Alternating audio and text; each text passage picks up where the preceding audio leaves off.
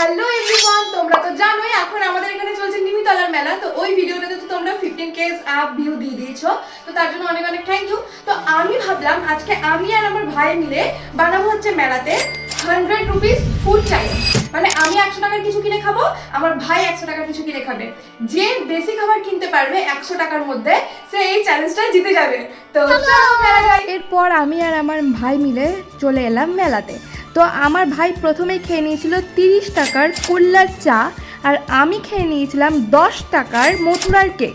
তারপর আমার ভাই খেয়েছিল 20 টাকার পায়েস, আর আমি খেয়েছিলাম 20 টাকার পিঠে মানে ভাপা পিঠে।